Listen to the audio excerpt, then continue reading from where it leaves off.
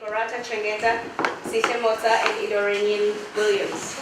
All of them, I think, from Rhodes University. They were just saying it's very strange that they're all from the same place. It feels like they're speaking to each other. And I think you changed the context to change the conversation. So welcome to all our panelists, and thank you all for joining us. Let's start with Gorata. So we'll start with Gorata Chengeta, who's presenting the paper, Words Alone Cannot Hold This Pain. Hi everyone. I'm going to stand because it feels very presenty.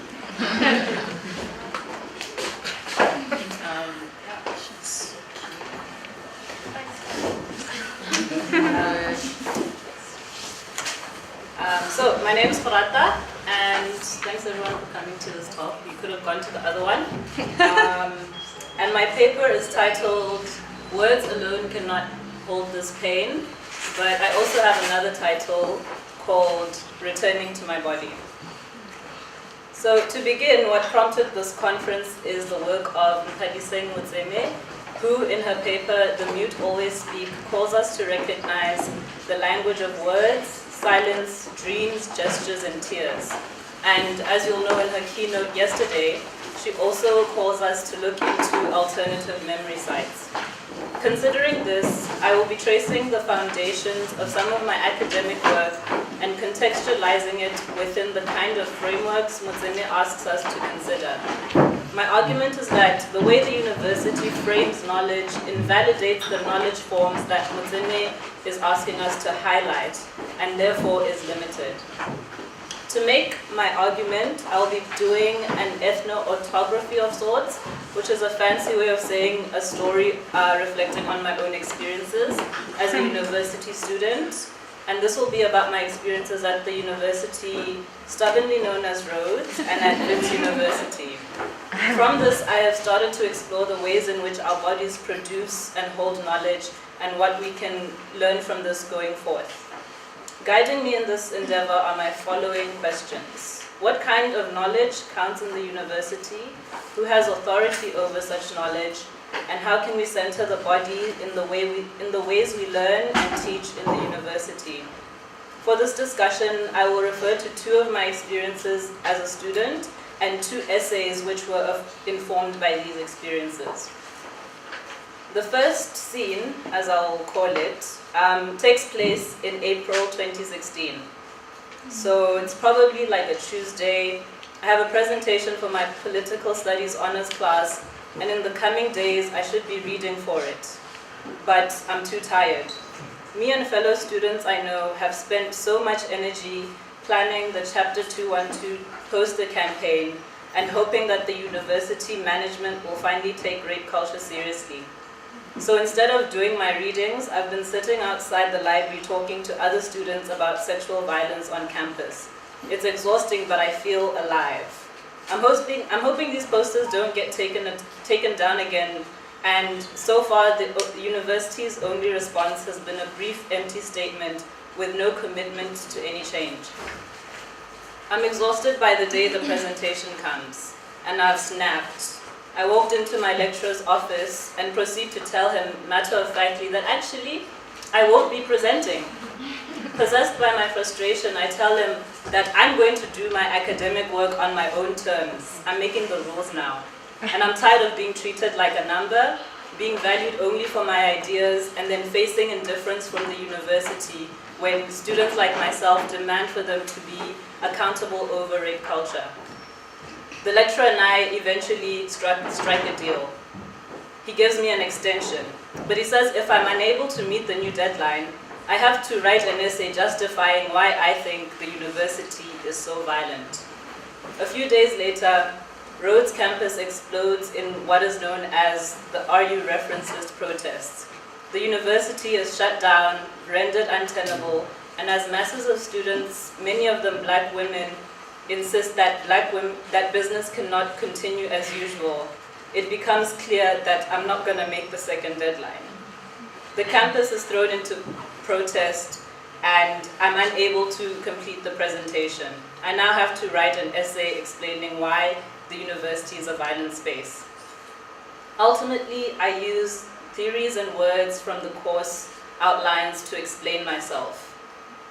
I argue that whilst the RU reference list protest is not supported and is rather criminalized by the university, its unorthodox method of naming and shaming alleged perpetrators of sexual violence makes sense given the context wherein the institution has historically failed to address rape culture and gender-based violence for previous decades going into the present. The protests, I argue, are a necessary intervention in the face of the university's long-standing history of inaction. Moving on to my second scene, it's a memory of what might have been an unremarkable moment. Sometime in 2014, I'm in my residence at Rhodes at Amina Kachalia house taking a shower. I look down at my body as the hot water hits me, and it's almost as if I've never really looked at myself. I can feel the fresh shame of being violated sitting on my skin. Perhaps for the first time, I am intensely aware of my skin as a boundary. A few years after the scene takes place, I'm studying at Wits.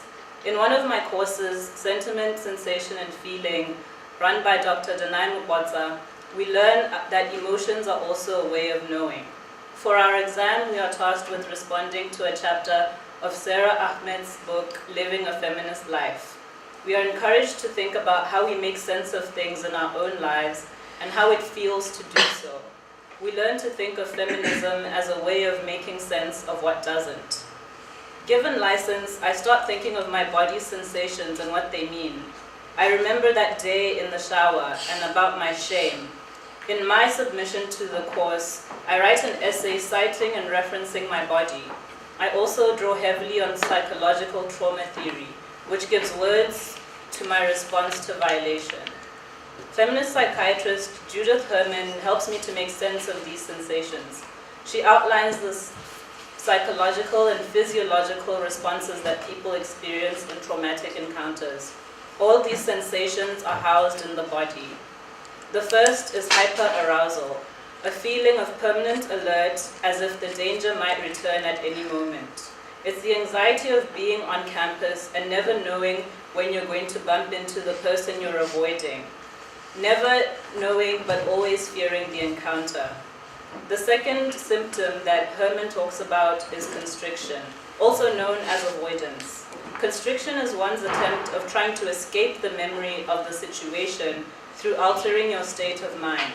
Usually your body will do this for you, and thus you may dissociate, becoming detached from your own reality during a trauma. However, it can also manifest in different ways. People may turn to alcohol or drugs or other vices to produce the numbing effects of dissociation. Finally, she outlines intrusion, a feeling of re-experiencing the trauma and becoming fixated in the trauma through recurring intrusive memories, dreams, and flashbacks. Intrusion is also felt in the skin, and I start to understand why this unremarkable memory of myself in the shower has lingered for so long. It presents as a sense of shame, drawing me back to the memory of being violated. As Sarah Ahmed writes, pain is how we come to have a sense of our skin as a bodily surface. Through emotional pain, I start to feel more aware of my body, more aware that it is mine. A sense of violation demarcates the boundary of my body and everything external to it. As Ahmed writes, the body tends to disappear when functioning unproblematically. It often seizes our attention most strongly at the times of dysfunction. And this is the third of Herman's 3 cluster symptoms of post-traumatic stress disorder. Although she frames post-traumatic stress disorder as a disorder because she's working from a psychiatric point of view, I argue that Herman's work shows that the body's response to trauma is an understandable acknowledgement and testimony of experience. Survivors of sexual violence carry the responsibility of providing evidence of their experiences. If one has no physical evidence, they have to rely on their words, and the legal system demands a victim who can narrate a story to be seen as believable. It is harsh towards any lapses in articulated memory or any contradiction in words or expressions of emotion. This leaves multitudes of people whose experiences don't fit into the box in the cold. This applies to people who cannot remember with 100% accuracy or can't remember at all. Often, the words of the survivor are used against them. But as I've learned and drawn from Motsa's work, words are not all we have. Writing about and paying attention to my body's knowledge taught me that I could rely on myself and my body as witness. Whilst the university frames its students as dependent on lectures, lecturers, and coursework for knowledge, these experiences revealed to me that there are other ways in which we come to know things and other ways we carry knowledge with us. With these examples, what I would like to make clear is that the essays that I wrote and the words that came only arrived after a feeling, an emotion, or a sense of things. In both the scenes that I spoke about, there was exhaustion, anger, and pain, which eventually led to the academic work I produced. The sensation was there first.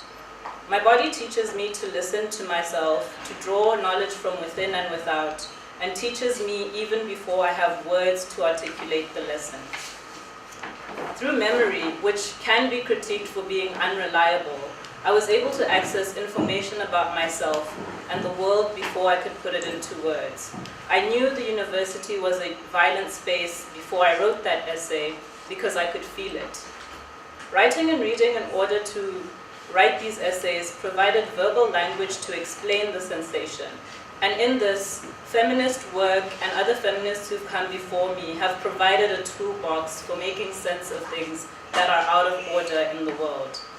This brings me to the issue of who is given authority over knowledge in the university. For bodies who fall outside of what is considered the norm, people will know the feeling of not belonging, the sense that you're not welcome.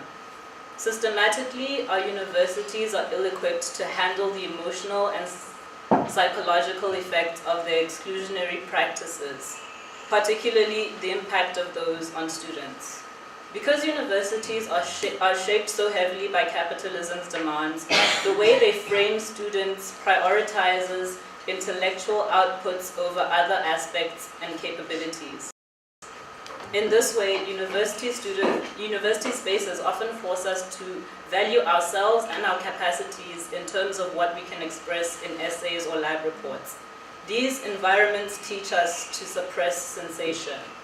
The anger when one experiences a racist microaggression, the physical sensation of hunger, the anxiety of facing financial stresses, the pain and shame of being violated. University cultures are built on racism, sexism, classism, and ableism. It is no accident that they are exclusionary spaces. Their complicity in these systems of oppression mean that the problems marginalized students are faced with are often seen as individual failures. Many students who are marginalized because of how their bodies position them in society develop severe anxiety and depression because the rules of engagement force us to question whether we know anything at all. Consequently, we must prove ourselves, measuring our knowledge through the words we know rather than through the multitudes of languages we speak. In this way, not only does the university teach us a narrow idea of what knowledge is, it also teaches us to actively devalue our bodies and their role in knowledge production. There is no space for our gut feelings, and we become disconnected from emotional and spiritual resources. Such an approach to knowledge is dehumanizing because the journey to my knowledge and to my research is not valued as much as the destination. Or rather, because the value of such an approach to knowledge is dehumanizing because the journey to my knowledge is not valued as much as the destination. Often it is overlooked that it hurts to come to this knowledge, especially when one researches the personal. In closing, I would like to share a poem which I think encapsulates some of the sentiment from Feeling and Ugly by denying Motsa. She writes, "Some mornings I wake up and I just feel black, like I spent my nights dreaming fire. Each millimeter of my skin burning in a blue, red, orange, black flame. Perhaps it's easy to read me as familiar. Mommy, daddy, and black and brown girls and boys trained in schools where only white women were our teachers. You train me as your familiar. You don't know the girl who slept on the floor, that man huddled beside me. I let him push his scabbed thumb into my body, made no fuss. It was only a few hours, a place to sleep, and a job. At some seminar, I use words like discourse so you can see me, read me as familiar. You don't know the girl they took turns with at that party like a game. They laughed. You hear me use words like patriarchy, wrap that P word around my tongue, talk about it as a system, a structure, a relation, an affect. You draw the distance between me and all others, fog, black." And just because we have a little bit of time, I would like to share another poem. This one goes, "Loathe the clever people with no poetry in their hearts." Thank you.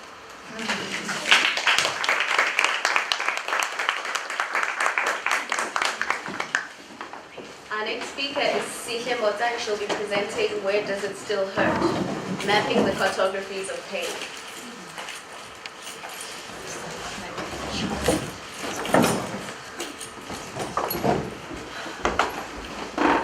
Hi everyone.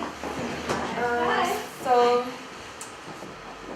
this paper that I've written is supposed to be published, but I don't know if that will be possible. I'm thinking of it more as a thinking exercise, and I'm hoping that by sharing it with you, you can help me think through the question and think through the incongruities in my own thinking. So it's titled, Where Does It Still Hurt? Mapping the Cartographies of Pain. Okay, so there's no poetry in this, Suhair Hamad. Where does it still hurt? At the thought of this question, I am reminded of how growing up, I enjoyed trips to the doctor and would even feign sickness just to be taken to the hospital. I remember how I would always succumb to the temptation offered by being the object of attention. I was enthralled by the possibility of the doctor asking me where it hurt and then proceeding to do his utmost to mitigate this hurt. I read the doctor's preoccupation with pacifying my pain as affirmation of my value, my worth. This quest for affirmation outweighed the threat embodied by offering my body to the vagaries of medical discourse. But perhaps more accurately, it was my ignorance of the tenuous relationship between black corporeality and Western medicine that allowed me to offer myself as unreservedly as I did. I cannot quite remember who it was who surmised so succinctly, "We live and we learn." Later on, being initiated into the world of tumultuous romantic relationships, of vacillating emotions and searing heartbreak, the question took on renewed significance. The violence of romantic intimacy subverted the notion of a hurt located expressly on the corporeal body. Who asks lovers, where does it hurt? What do lovers respond when faced with this question? Given these two impossible scenarios that articulate my most immediate interactions with pain, on the question, where does it still hurt, I muse, what tenuous ground to tread. In this paper, I use the question, where does it still hurt, as a base from which to construct a framework to think about Black women's pain and iteration of loss in the contemporary. I do this firstly by arguing that the phrasing of the question privileges the notion of a pain located expressly and exclusively on the body. I argue that this phenomenon is spurred on by theorists who have used corporeality of the Black body as a primary mode of expressing the ways in which violence and pain have been instrumental in both regulating and constructing Black bodies as subordinate. I propose that whilst these types of scholarships have been beneficial in underscoring the ramification of physical violence on the psyche of violated individuals. It has also overshadowed affect and emotion as they constitute what I have termed the underbelly of pain, which simply refers to those concepts as loss and grief that are less visible to our audiovisual capacities and therefore are constantly undermined by and in discourses of pain. So I'm interested in the affective states of pain, particularly in a post-apartheid dispensation, where even though the violence perpetuated against black bodies is no longer a state-mandated action, black bodies, black women's bodies in particular, still have recourse and access to violence in that they're still violatable. So I argue that black women's experiences of hurt go beyond their experiences with physical pain, and that it's useful for us to extend our thinking around the ways in which black women hurt and the strategies they utilize or don't utilize to mitigate this hurt. I'm interested in loss and grief and how these affective aspects make up our quotidian experiences, right? But firstly, on the question, where does it still hurt? To ask where is to purposefully or inadvertently invoke a process of location. So it's this invocation that has beckoned me towards the metaphors of mapping and cartography. They seem to me to be the best ones to address the question, the best ones to deconstruct it, to dismember it, right, in order to scrutinize which parts, either separately or as a whole, are beneficial to us. And if it comes that they are beneficial, what are the ways in which they are so? I use the metaphor of cartography to search out the notion of body to that of territory in an attempt to trace the possibilities of hurt. So Rossi Bradotti, in Nomadic Subjects, Embodiment and Sexual Difference in Contemporary Feminist Theory, privileges the practice of cartography in the following. She says, I think many of the things I write are cartographies, that is to say, maps of positioning. A sort of intellectual landscape gardening that gives me a horizon, a frame of reference within which I can take my bearings, move about, and set up my own theoretical tent. What is clear here is that to map is to initiate a process of extraction and identification, that to map is to begin to make known. I envy Bradotti to privilege what exists in my own mind as a threat, a pervasive fear that skirts dangerously on the border of pathology. Bradotti continues. She says, there are no mother tongues, only linguistic sites from which one takes her starting point. I myself am very much tethered to my mother tongue, the primary reason being its sheer elusiveness, this notwithstanding the fact that it is my own linguistic starting point. There is no word for map, neither verb nor noun in my native Siswati. A remote etymology appears in a female folk song decrying that the English came and cut the old homeland into boundaries. Language is a cultural signifier, a collective endeavor that addresses the lived and shared experiences of a people. People's lived and shared experiences differ, yet the language used to express these experiences remains the same. For whom else does the notion of mapping carry a subtle violence than those whose lands were annexed and bodies mapped? And for whom does the notion of mapping possess little threat of ruination, if any at all? Cartography is an exact and exacting science, born of and speaking back to the colonial language of territory and geography. To conquer, you have to know you have to map. Mapping is the charting of territory, the stuff of colonial conquest. Therefore, to map is to discover, to know, to surveil, to conquer, to sequester, and inevitably to usurp. The body is mappable, but not all bodies are mapped. Elizabeth Gross in Volatile Bodies underscores this potential of the body to be mapped, stating boldly that there is no body as such, but rather there are only bodies, male and female, black, brown, white, large or small, and gradations in between. Which bodies are mapped? At this juncture, I turn to Bibi Bakari Yusuf, whose sentiments of the body articulated in The Economy of Violence, Black Bodies and the Unspeakable Terror are worth quoting at length. So she says, the body at whose breasts white males suckle as they spread the expanse of their fluid around the globe. The body that enables certain categories of white women to retain fine, delicate, silky hands. The body on which black men can and will unleash their rage and frustration. The body whose physical health will determine whether it will become the body of labor or the body of scientific knowledge. the body that 19th century Europeans found so riveting that it became a prized attraction at fashionable Parisian balls and would later be subjected to the surgical instruments of the physician.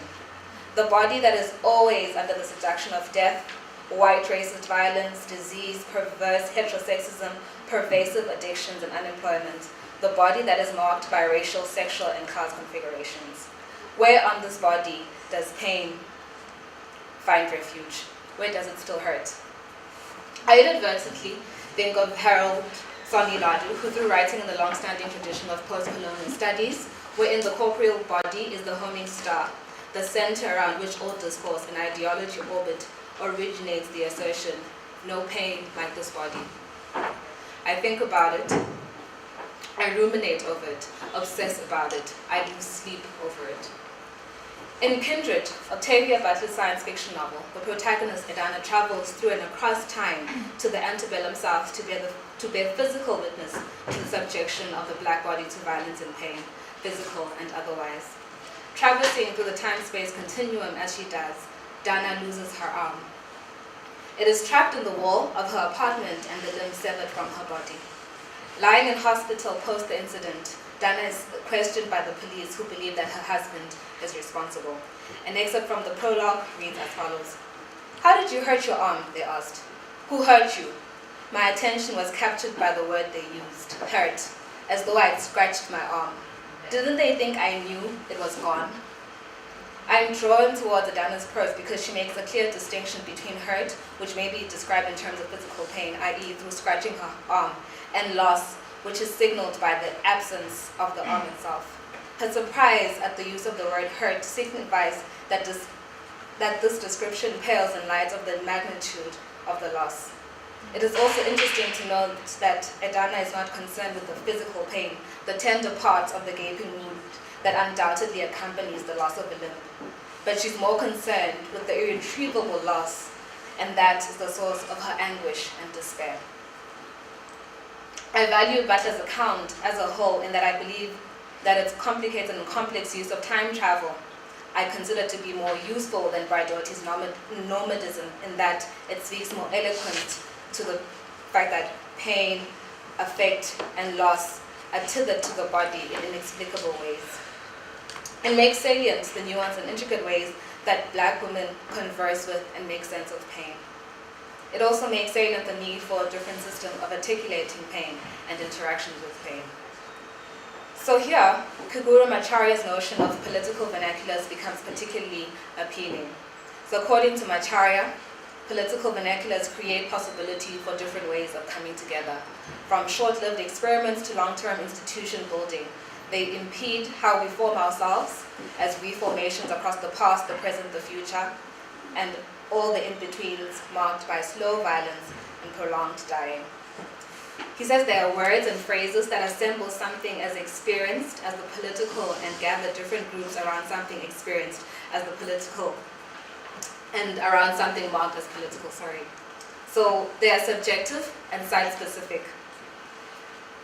So Macharya's chosen political vernaculars are freedom and love. For the purpose of the political exercise of creating feminist epistemologies and practices of organizing that revolve around women's pain, I propose loss and mourning as worthwhile political vernaculars to invest in. I believe that adopting loss as a political vernacular unsettles the notion of the body as the primary site from which pain is inflicted, and argue that black women's lived experiences are characterized by loss.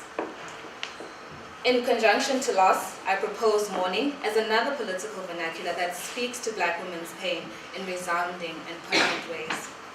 On mourning, Titi Zakwareba's latest novel, titled The Mournable Body, has inspired me to think around mourning in ways I had previously been unbothered to do so. I hadn't really thought about the idea of a mournable body. It had always been a violatable body. But I came to thinking around this idea of a mournable body, and I think the only way that bodies can be constructed as mournable is if we mourn them, if we recognize loss, our own or someone else's. So I understand that mourning is both an individual and a collective exercise. mourning can be a collective feminist exercise that begins to speak to loss and the ways in which it hurts. So, on that note, this is for Jessica Kemo, who said to cry when you do it. I've been thinking about loss and daughters.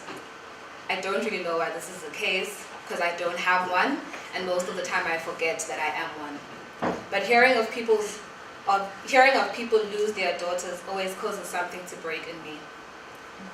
So this is for Garaba Mutwena's mother, who I've been thinking about ever since there were criticisms of the media's privileging of Garaba's case. So many had argued that her case got extensive media coverage because she was light-skinned and pretty, which in a society that prioritizes physical and sexual desirability translates into social capital.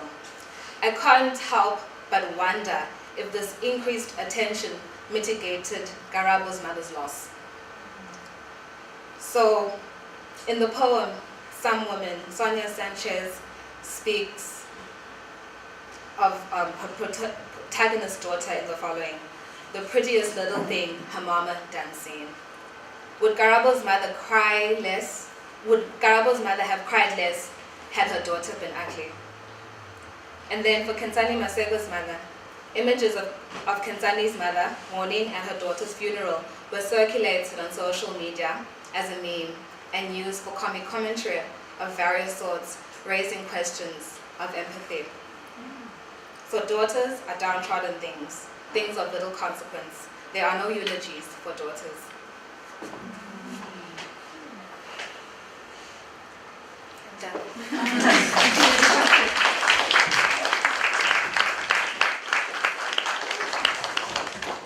Our next speaker is Idorenyin Williams, and she'll be presenting Shame and Resistance, Black Female Bodies and the Intersectionality of Race, Gender, and Violence in South African Women Fiction.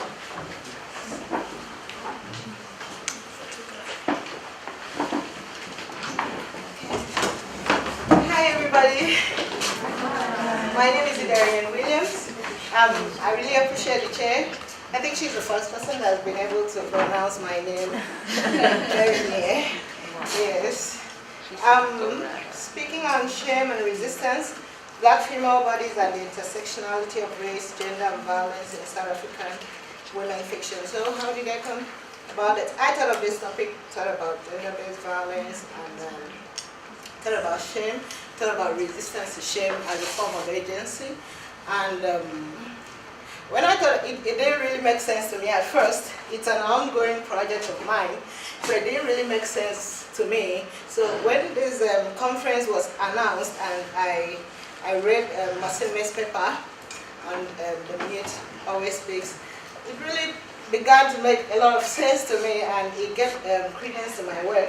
So I got more interested in it, and I decided to go ahead. So it's still ongoing, and okay. Black female bodies have a long history as a site of violence and shame at the point where race and gender intersects. This has placed them in revolutionary positions where resistance becomes not just words, but acts in which they perform against repressive forces and patriarchal structures of the African society. Female South African writers have portrayed this in their fiction and non-fiction. They've portrayed these variegated forms of violence on the black female body, the rape, subjectivities, subjugation, racial as well as gender-based violence, showing ways in which black South African women grapple with these issues, building up defense responses for survival. They seek to show ways in which black women negotiate their spaces and secure for themselves safer spaces in a nation where race and gender violence permeate.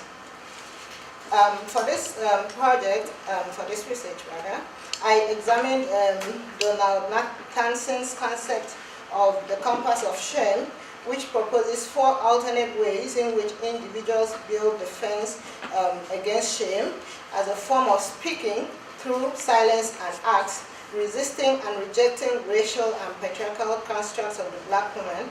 So to further expand on this concept, I undertook a reading of Loretta Nghobo's, I'm sorry for the pronunciation, and They Didn't Die, and Barbara Boswell's Grace, showing ways in which Black women experience shame and how they develop defense responses to shame as a form of resistance as they grapple with life experiences of racism, rape, victimization, domestic violence, intimate partner violence, and other forms of gender-based violence.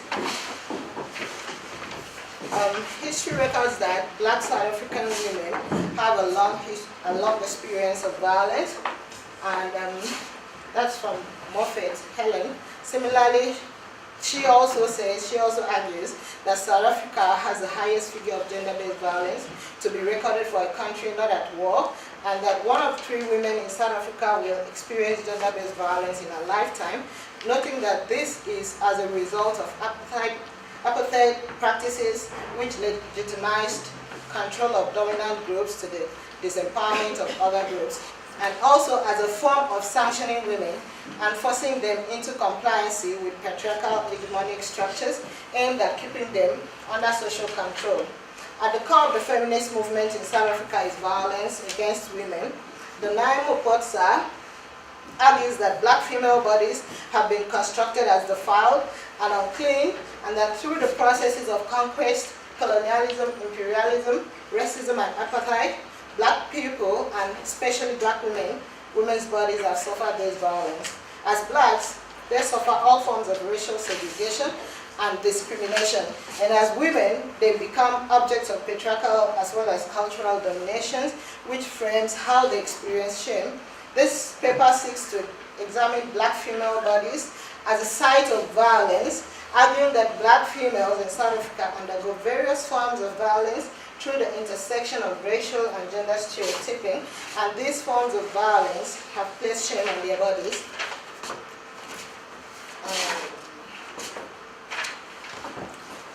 Stafford traces violence on women to the very notions of masculinity and gender hierarchy. She states that masculinity was defined in terms of one's ability to control and own their body, their wives or female partners, instilling discipline and obedience in them. As such, violence against women was a way of controlling and not disciplining the female partner. So from above, it is clear that the Black women in South Africa undergo patterns of structural violence which shapes their day-to-day lives, especially the impact of colonialism and apartheid, which penetrated deep into the domestic spaces of Blacks, even to their death. This research is therefore motivated by the need to explore further dimensions and trajectories taken by Makhubu and Boswell in their bid to tackle Black women's subjectivities and violence in pre-apartheid, as well as post-apartheid South Africa. It is also an attempt to expand on the inquiries into gender-based violence as it affects Black women in South Africa, furthering the argument that this could be understood through intersecting race and gender hierarchies and stereotypes. So I'm going to introduce Makhubu and the text, and They Didn't Die, and Barbara Boswell and Grace at the same time. So Loretta Makhubu is one of the pioneer voices of Black women writers. She remains one of the South Africa's most voiced female. She was active, I don't know if it's right to use was, but in literature we thought to use the present tense. So even though she's late, permit me to say is. So she's an active woman, activist, and feminist, and well known for her position against the apartheid government and the Zulu culture that oppresses and limits the Black woman. Through her writings, she becomes a voice for women's emancipation and agency. She explores how race, codified by state policies and politics, alongside gender norms and expectations, codified by cultural as well as social constructions and expectations, intersect to oppress and violate the Black woman. Her novel, And They Didn't Die, published in 1919, the second novel, portrays the experiences of apartheid and shows ways in which Black women experience dual oppression from apartheid, as well as patriarchal traditional African customs. And the novel is a fictional account of black rural women following the 1913 Land Acts enforced by the apartheid government. Past laws extended to women between 1910 and 1950, which limited and regulated movements of blacks and non-whites in the country. Also, the Native Urban Acts, which segregated black South African natives and barred them from urban spaces except for employment purposes. Barbara Boswell observed that these laws destroyed the black South African family life, saying that black women felt apartheid's devastating impact in uniquely gendered ways. The past laws had the effect of severely curtailing African women's mobility and access to urban centers, thus restricting their access to employment. In addition, these laws effectively destroyed African family life. So the novel centers on the rural women of Sigageni, I hope I said it well, and especially on the main character Sihle, whose husband stays in Durban. And because of the apartheid laws restricting the movement of blacks in certain locations, Sihle finds it very difficult to be with her husband. She finds herself in a very problematic position when she yearns to have her children in order to be regarded as a real woman, but she's incapable of getting pregnant because of the separation between her and her husband. So she forces her way to Durban to be with her husband, and when she came back pregnant. So the novel mirrors Sihle's growth from being a mother of 1 to 3, even though the third one was as a result of rape. And also explores various subjections she had to go through, instilled by her mother-in-law, who is a representative of the custom, and the restrictions and humiliations she and other women suffered in the apartheid era, including series of rape, imprisonment, forced labor, etc. Makhubu, through Sihle, explores experiences of black women under racial as well as patriarchal structures and expectations. So towards the end, Sihle is raped by a white man whom she went to work for as a domestic worker. So the white man rapes her and she gets pregnant, and when she puts to birth, 3 days after in the hospital, so the man took her and dropped her off and told her to go back to the village. So she was faced with shame. How do you do as a black woman, a married woman, when you're raped and you happen to fall pregnant and going back to your family with a white child? It's something else. So she was faced with shame. So that is it about the novel. There's a lot I should have said, but that's it. So Barbara Boswell, now in Grace. Barbara Boswell is a feminist writer who is a recent form of Loretta Makhubu. She mirrors the South African society with an intersectional lens, where she writes about gender-based violence occasioned by racial and patriarchal construct of the black woman. She writes the experiences of black women during the period of apartheid, as well as post-apartheid realities. Her recent and first novel, which is Grace, is written in 2 parts. The first part is set in 1985 during the apartheid period, during which various forms of resistance against the structure was in full sway. The first part of the novel also chronicles the life of Grace. So the main character in this novel, Grace, is also Grace. So the first part chronicles the life of Grace, the character, when she was young, her experiences with her parents, the violence her mother endured from her father, and the killing of her mother by her father. So intimate partner violence has been the bane in South Africa, even in post-apartheid South African society, with men killing or rendering various forms of gender-based harm on women. Boswell observes that half of the women murdered in South Africa are murdered by intimate partners, and that this is quite a big problem for women in South Africa. So the novel exposes the different forms of violence that is prevalent in intimate relationships of the female characters. So the first part is centered on Grace's family living in the Cape Flats, where she becomes a witness to various acts of violence her mother, Mary, experiences from her father, Patrick. So Mary's body bears the evidence of this violence, the reason why she opts for a cosmetic to conceal it. So Patrick actually beats up Mary and gives her some scars. So she goes to a shop, a cosmetic shop, to get a cosmetic to conceal, yeah. So by her body refusing to hide the physical violence she has endured, Jessica Moray says that such bodies constitute a kind of corporeal testimony to the violence. So though Grace is quiet in most part of the first part, the author takes us through her mind and reveals her innermost wish, which is for her father to die because of his constant humiliation of her mother.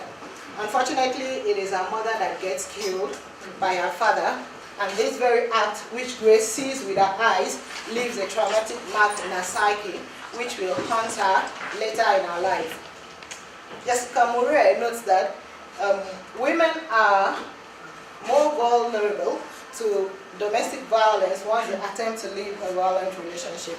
She says that the lethality of the violence often increases when the perpetrator believes that the victim has left or is about to leave. In that case, in the case of Mary, as Grace's mother, she has attempted to leave. The novel lets us know that she has attempted to leave multiple times. So each time she keeps on going back to Patrick. Each time Patrick comes and buys that days and how do I call it? He becomes a new person. Yeah, all of a sudden he stops drinking, he becomes good, and she goes back into his hands. So when she finally decides to separate from Patrick, finally, he kills her. So the second part of the novel is set in 1997, where the author effectively explores the impact of violence on the lives of individuals, especially women in South Africa. Here, the author shows Grace's reconnection with her past as through a reconnection with her boyfriend, Johnny, and her father. And all these, once again, become encroached into her present. She leaves, okay, now Grace is married, and Grace has not told her husband, David, that her father murdered her mother. So she gave him, a false information. They both died of something. So she didn't tell him the truth. She has kept the secret because of the shame that is attached to the secret. So when she met with Johnny again, she leaves her husband for Johnny and ends up being physically and emotionally violated and traumatized as her mother was. So through Grace, Boswell explores the theme of trauma and, more importantly, shame, and how these shape the lives of black women. Boswell explores the time within the frame of apartheid and post-apartheid period, and also explores the various spaces within which black women had and still have to negotiate in order to resist racial as well as gender violence. So it is therefore to be seen that Ngobos and Ndindai and Boswell's Grace presents an intersectional view of understanding the metrics of power that shapes the everyday lives of black women in South Africa. They show ways in which patterns of whiteness and masculinity intersect to oppress and subjugate the black women.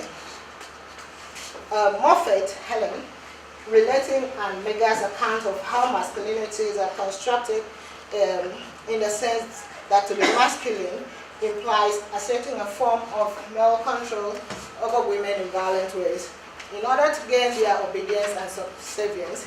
So this shows as Moffat observes, how local cultural conventions and historical events shape patterns of gender violence. So again, Moffat observes that violence becomes a tool of social control, which promotes deep shame and self-blame and goes further to provoke self-punitive and self-monitoring behavioral changes by the victim. So by this, it is important to understand how violence is framed through the intersecting factors within race and gender lines, and how this violence, as Moffat observes, brings about shame on the black female body, leading to various dimensions and strategies developed to resist shame and maintain agency. So I'm going to talk about shame and resistance to shame. So in Rape, South African Nightmare, Kumla explores the complexities of shame as it works in tandem with discourses of race and gender, observing that patriarchy creates a sense of inferiority in black women, which further triggers a sense of self-loathing. Similarly, Stephanie Crompton argues that black women are made to carry a shame that rightfully belongs first to the people who directed abuse at them, and secondly to cultural processes and institutions that scapegoat women for others' violence towards them. In other words, black women experience shame as a result of cultural processes, which is gendered and patriarchal in nature, and also institutions which in this context is racist. So Crompton observes that this multifaceted nature of shame experienced by black women invokes multiple consciousness and unconscious defensive responses in black women. So when they experience shame, it automatically provokes defensive responses, and that is the main focus of the work. So by applying Donald Nathanson's concept of shame, compass of shame, Crompton, so that's the compass of shame. So when you have shame here, and these are all responses to shame, or responses against shame. Yeah. So Crompton observes that black women enact these defense responses as a way of fending off psychic disintegration and interior feelings of shame. So in this article, I will examine And They Didn't Die and Grace in tandem with Nathanson's The Compass of Shame, which proposes 4 defensive scripts in which individuals respond to shame. So these are the 4 scripts: the withdrawal, the attack self, avoidance, and attack other. So I'll draw on Nathanson's concept, which includes withdrawal, attack self, avoidance, and attack other, to show how black women in South Africa adopt this stance as a means of survival and resistance to the oppressive and, forces. Let me just wrap up. So it's a very long way to go, but okay. So at the withdrawal, for Nathanson, withdrawal behavior ranges from mild shyness to terrible pathological depression. So these at the withdrawal, we have silence, renunciation, or shying away from the object of shame.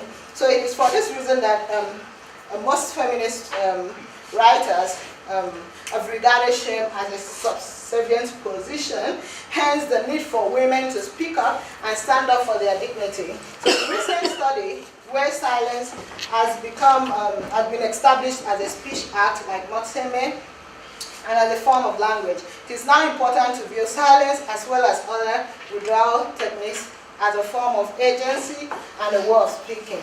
Motsa in our engagement with truth and reconciliation in a narrative viewed women's silence as a strong agentic force. These women articulated pain and grief through language of silence. She sees silence as a resistance, courage, and as a coping mechanism. So also in our text, by referencing Sasaki, to note that there are different types of silence. Silence which can arise as the inability to articulate a hurtful past or memory, and can also be purported attempts not to speak in order to protect others, or as an act of resistance or rebellion. So in Grace, go back to the novel. So in Grace, this silence arises in her inability to narrate her hurtful past, to her husband David. So she hides the truth about her mother, who was murdered by father. So this secret keeps. She keeps the secret from him in an attempt to seal the past, and it keeps haunting her, and in an attempt to bury the shame in the past. So this is a resisting attempt against shame. That's why she has to hide. So at times we hide things because we are trying to suppress the shame that comes along with that history. So in And They Didn't Die, when so silence as an act of rebellion can be seen in And They Didn't Die, where the soldier that was looking for Ndondo comes in and sees Sihle and tries to, keeps pommeling her, saying, she's been here, hasn't she? Come on, speak, man, speak. In an attempt to protect her sisters, Sihle actually was quiet, so she didn't say anything. So silence can be a form of resistance. So she was resisting, the oppression, and at the same time, she was also trying to protect her sister from being arrested. So that's what Motsa says, that through acts of refusal to submit to the state's invasive harassment to reveal the whereabouts of sons and daughters, ordinary women were simultaneously voicing their awareness of sociopolitical conditions. Also, at the withdrawal script involves the hiding from the eyes of those whom we have felt shame. So yeah, you can see this in Sihle, like I said earlier, when she couldn't go back home after being impregnated, having the baby of the white man. So at the attack self, I'm so sorry, just a little more. At the attack self, Nathanson observed that those who express masochistic behaviors operate at this level, where they receive gratification and a sense of self from humiliating themselves. So he notes that by demeaning themselves, by placing themselves in a dependent relationship with another person, they avoid helplessness and they experience at the expense of a variable degree of damage to their self-esteem. So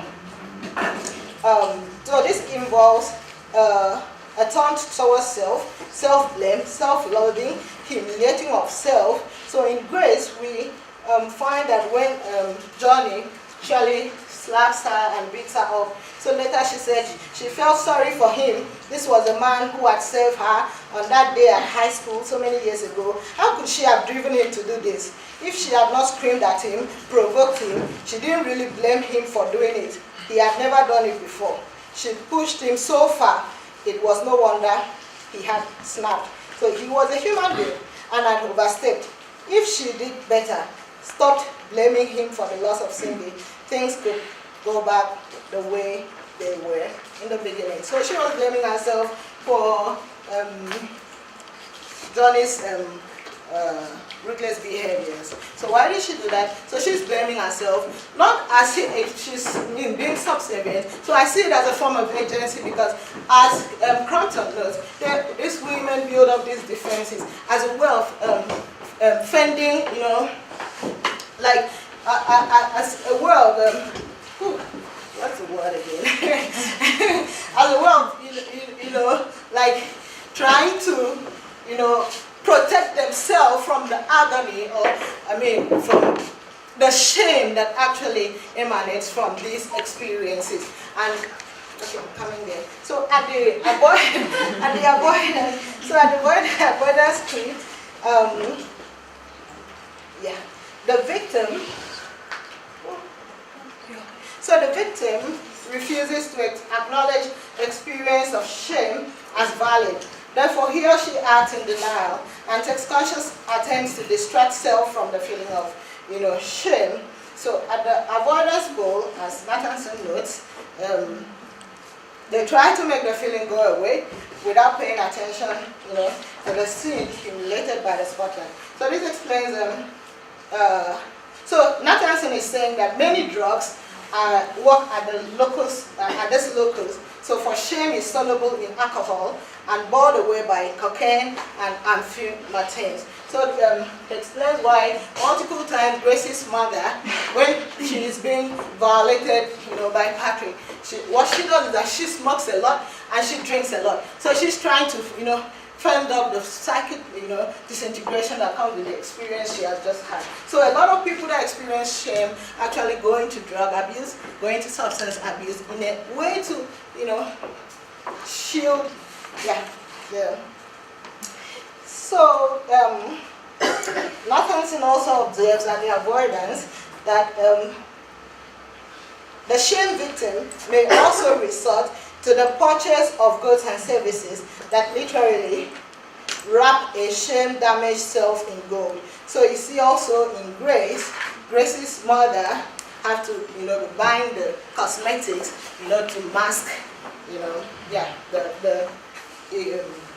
the evidence of, shame, evidence of violence that she actually experiences. So also later in the novel, after Mary is there, Grace uses paint brushes and colors given to her by auntie to write off in a way the memory of the past, the hurt, the shame. So as she continually paints and does that, so the text says the moment of bearing it became closer and closer, till like pearls on a string, until there were hours and then whole afternoons when the lust then rasped at her. Then, I'm so sorry. At the last one, so this is the last script, which include physical or emotional attack, bullying, or blaming putting blame on another person to prevent the momentary feeling of shame. So And They Didn't Die, Sihle actually blames Mr. Podgeta's wife for her rape. So the novel says that she blamed Mrs. Podgeta. If she had not treated her so harshly, Sihle would have been less well disposed towards Mr. Podgeta. So here an attempt is made to make someone else feel bad or bear the weight of her shame in order to ward off the feeling of shame. So also in Grace, in order to ward off the feeling of shame, continually uses David as a scapegoat by venting her anger on him whenever, she remembers the past. Then Nathanson notes that anything that brings shame can be defined as disrespect and must be handled by compensatory attack. So we see this in Sihle, And They Didn't Die. At the end of the novel, Sihle actually kills the white man, the soldier that wanted to rape her daughter. So she's killing him because when she saw him attempting to rape her daughter, the whole scene of her own rape actually came to her, and so she actually kills the man. And she explained to Sihle, her husband, saying, "Not again, Sihle, not again. I could not let this happen again. It had happened to me. It happened to me. It poisoned my life. That man long ago broke my life. They broke our marriage. He was raping our daughter. I had to defend her. We have to fight. We have to defend ourselves." So by this, she felt a sense of satisfaction and achievement, having retaliated her own rape to prevent further rape and shame on her family. Whew, finally.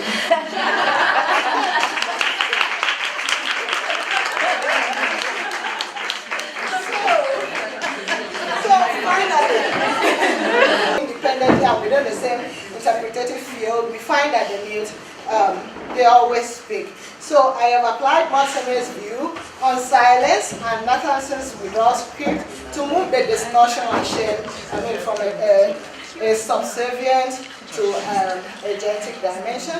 So Mohanty notes that resistance doesn't necessarily have to be, act. So it can also be those subtle, things that I have just discussed. And so when we understand Black women's silences, gestures, acts, etc., we are furthering our understanding of Black women's subjectivities and their agentic resistance to everyday racism and sexism. Oh, thank you.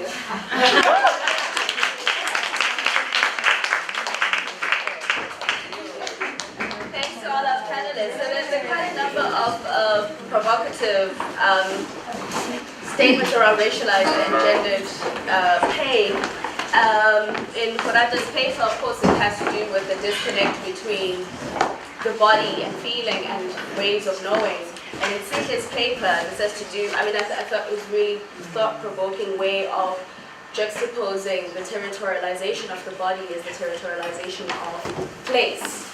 And then, of course, with in Idorenyin's paper was, of course, the manifestation of that physical manifestation of that pain as the resource for shame. So I think we're going to open that. We now have about less than 15 minutes to open to the floor for questions. Yes. Just a quick comment. I enjoyed the panel very much, and I'm thinking about two things. One of which is that beautiful beginning paper about embodied epistemologies and knowledge. So thank you very, very much for that paper. And I'm wondering about the narratives that we've heard in various panels today, in which we keep on using the term the African woman, and we all understand that that's complicated, but I'm wondering what an intergenerational context of embodied knowledge looks like. In a field, and this is to all of you, in a field in which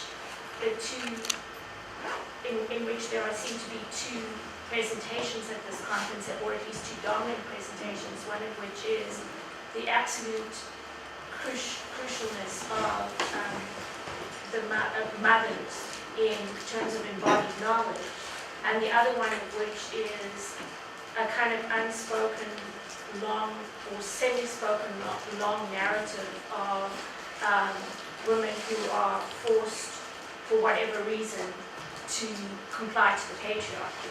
And these are two sort of very different kinds of figures. And what I'm really interested in is the implications of intergenerational manifestations of the kind of embodied knowledge that our first speaker so beautifully articulated. Is there another question? We can take a set and then we can have the responses. I just wanted to ask a question, I guess, to Sihle. When you're talking about this idea of the body and cartography, like I find that quite interesting. Actually, I'm thinking of Ntabisen's work, where she was talking about space and pain in space, and how we kind of maybe in historical ideas, African ideas, we might think of space kind of carrying that pain. So I'm wondering if you may have thought about, in terms of space, that I guess it's a Western concept, cartography, and if you might have related it to African epistemologies, I guess, if those parallels have crossed in your work. Okay, should you? Okay, there. Yes. It goes to the second speaker about geography and cartography. I think it's really interesting because I'm reading The Road to Botany Bay, which is about the discovery of Australia. And the person, can't remember the author's name, sort of pits geography against other forms of science and says, in fact, mapping, geography and mapping is very much about journey and discovery. He doesn't use the word discovery, he's very careful, to not get into the colonial use of pinning down and naming and controlling and so on. He tries very hard to sort of say that what the spatial exploration allows us is discovery in a way that in the moment something is happening in a space. So I found that very, very interesting, because I have thought for so long that kind of march across the planet that came with colonialism was very much a pinning down the pegs and moving the boundaries and drawing lines and naming people and pushing these people over here and those people over there, and deciding who gets power over who. But I think if cartography or mapping is used very much to make explicit the present and the place and the body that's experiencing something, it kind of opens up in a way. And I found that very evocative in this book, where he takes two people on Cook's journey, a map maker and a botanist. And the botanist very much goes out and kills things and brings them back to the ship and pins them down on pieces of paper and names them. Whereas the other person is kind of like drawing, and then he gets things wrong, and then he doesn't know things, so he leaves great big gaps and that kind of thing. So, sorry, it just provoked a thought, and I wondered how you would respond. Okay,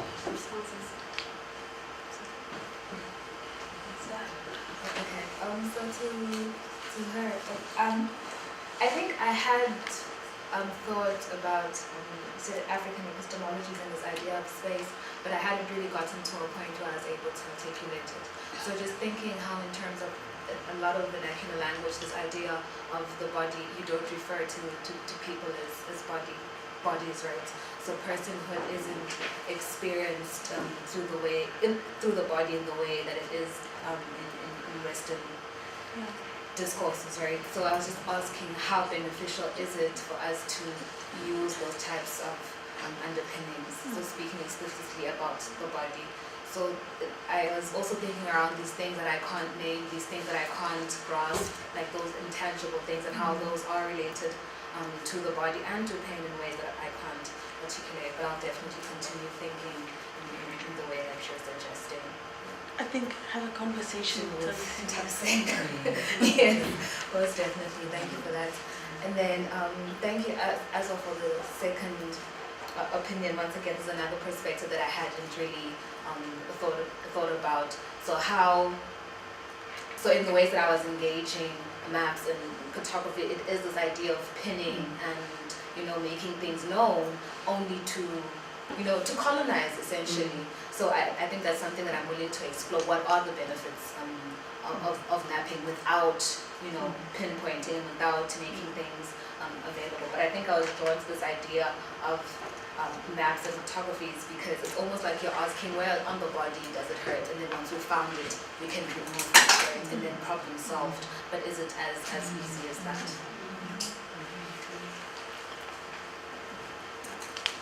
Any responses? Okay. To your question about intergenerational manifestations of embodied knowledge, I think it's a very interesting provocation, and I can't say it's something I've thought about in terms of my own research. However, just like some preliminary thoughts on what you're saying. Yesterday, Taran had a really great presentation about intergenerational conversations between people who were who were alive in apartheid and their grandchildren, and thinking about how her findings led to a lot of exposition of silence. I think that the embodied knowledge across intergenerational lines is also something that needs further interrogation. And for me, it's really difficult because it's complicated by silences, and it's a situation in which I think silence complicates access and is signifying a loss rather than an agency. Because when I think about university education and its secular nature, there's so much spiritual knowledge that we're not being exposed to, and as a result of that, it presents itself more as a loss than anything else. So I know that I'm missing something, because when I start to make sense of my experiences with all the words, there's a pain that I cannot translate about the losses of knowledge systems from my grandmothers, from my other ancestors, and so on. But yeah, I'll think about it more. Thank you very much. We'll take more questions. I think we have about another 4 or 5 minutes. Probably a very juvenile question. It's for the first speaker. I wondered, because you had mentioned that in Siswati there isn't a second speaker. Excuse me. There isn't a that you had. The only reference to a cartographical is in a It's a in the folk song, song. yeah. In the song. So then I started thinking about linguistics and languages and the way its usefulness in producing different kinds of knowledges.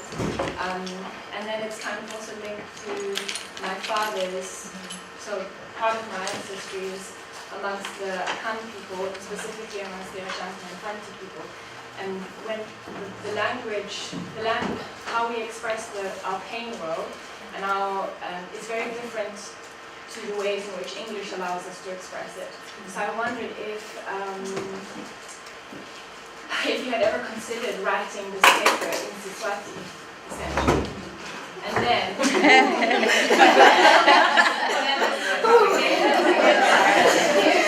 if we could create a journal collectively where we can publish in our own languages, so that when I'm teaching pain, or the embodiment of pain, or phenomenology, or any of the concepts that relate to the body, the anthropology of the body, then we can have a locus or a loci that is within our language systems. So why is it that Siswati isn't overlapping? Perhaps maybe there's another concept that is useful. There were two more hands at the back. Yeah, very. Thanks for the fun. I really enjoyed it. A suggestion, and you're probably familiar with the text, but I was thinking of Panache Chidmazi's latest text, is Born to Rise for Gorata and Sihle, because I think she speaks to some of the intergenerational conversations as well as the spirituality. And she does a beautiful job of blending conceptual, theoretical material as well as trying to grapple with the language for articulating some of these things. It might be useful, but you're probably familiar with that. And then for Idorenyin, I wonder what happens, and this is a suggestion, what happens when we think of shame as gendered? So do men experience shame in the same way as women? Because and I'm not too familiar with Nathanson's work, but I kept going back to that. And I want to tie that then to the question of femininities, right, in a plural sense, because in the book we've talked a lot about feminisms, and we tend to talk about masculinities, but we hardly ever talk about femininities in the plural, and the possibility of hegemonic femininity.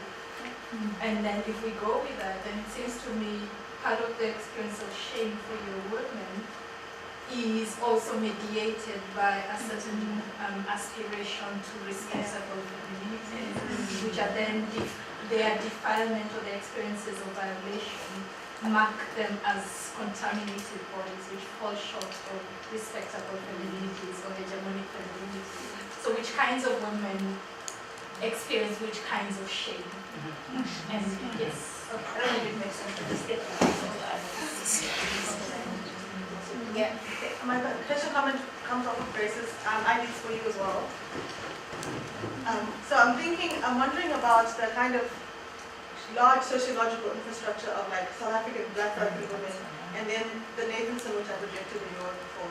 I wasn't the politest Grace, but then I rejected it as a model.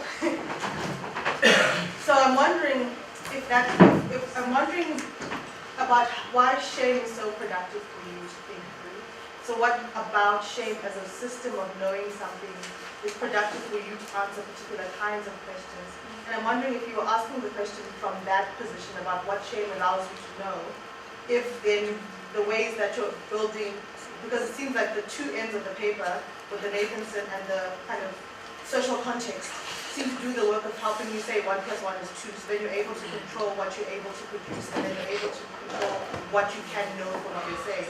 So I'm wondering if you began with why is shame productive as a way of knowing, if that wouldn't give you a different route than this machinery.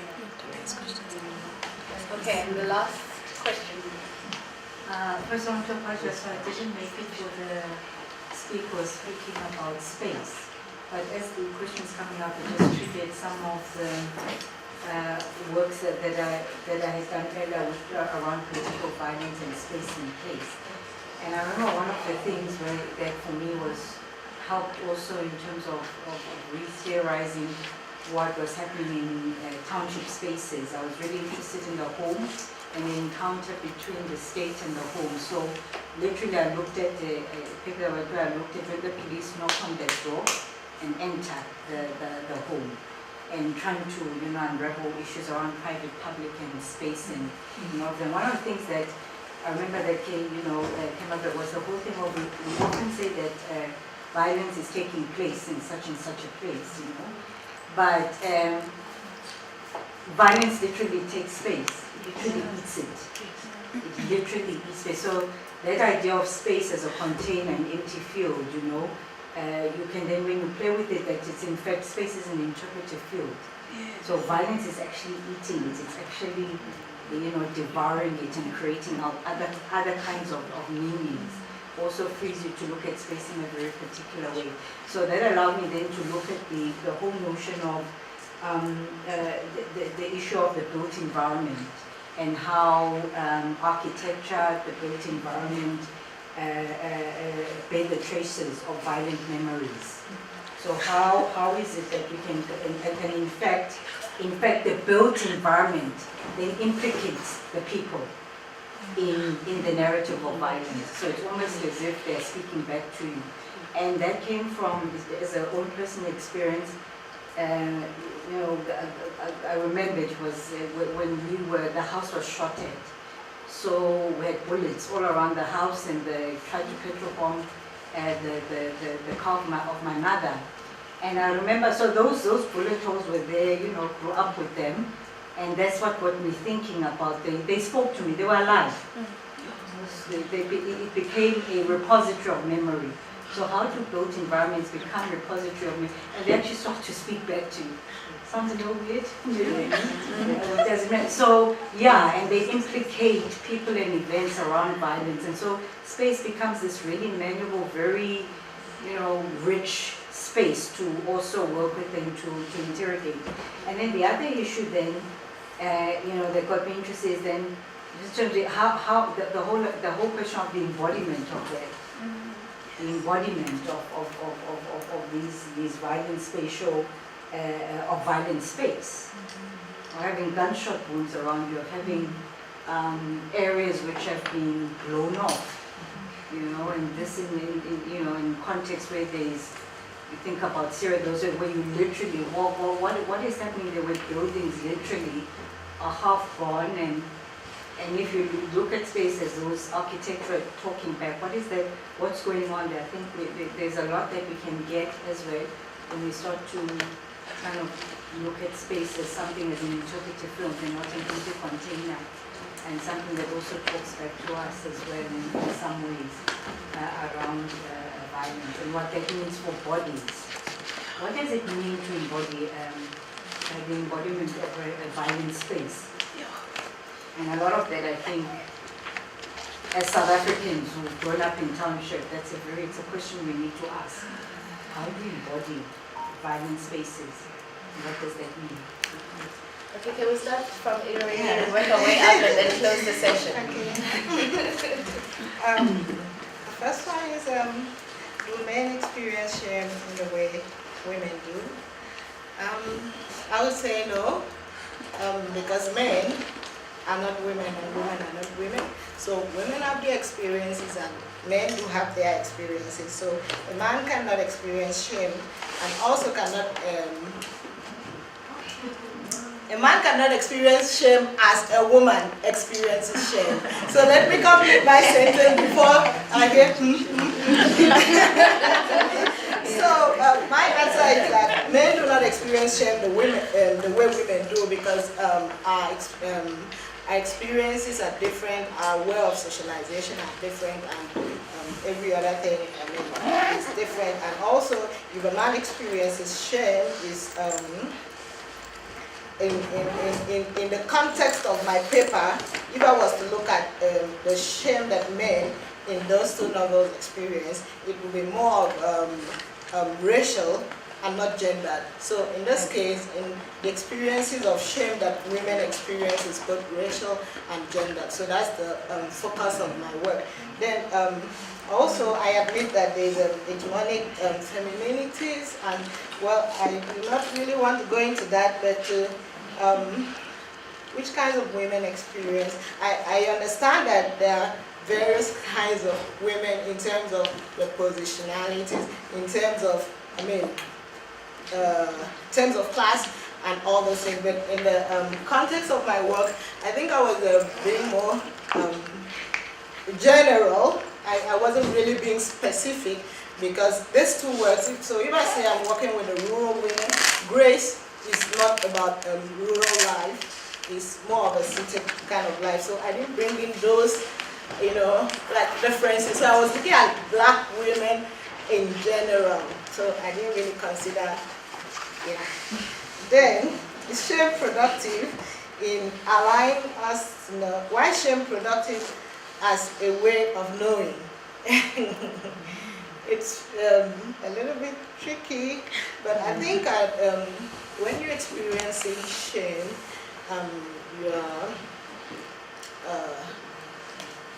I think you're in a position of where you become aware, of self. So I think when you experience shame, it helps you, how do I put it? It helps you to have a particular kind of understanding about yourself, about your position, and about the experiences about you. So in actually using the Nathanson's compass of shame, not that the compass of shame actually informed my knowing, or my inquiry, but the experiences of shame that these women in these novels actually went through is what actually informs my choice of trying to, link it up with Nathanson's compass of shame. So.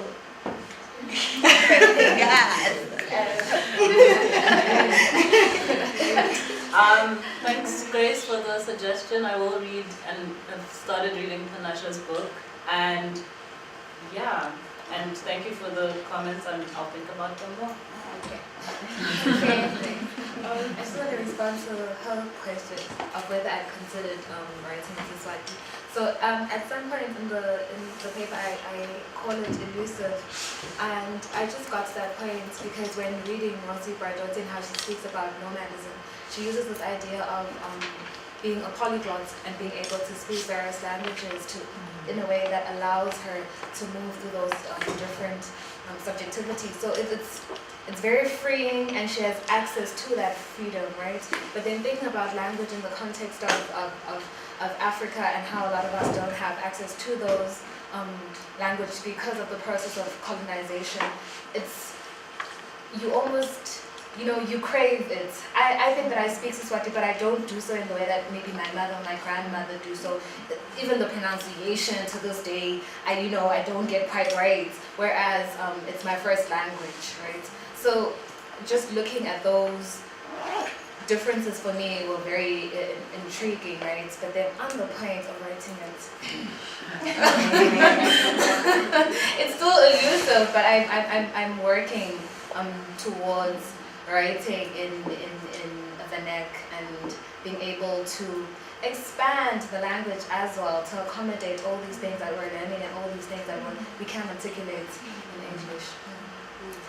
Thank you, everyone. I know there's a burning question. I'm so sorry, but we've eaten into tea time.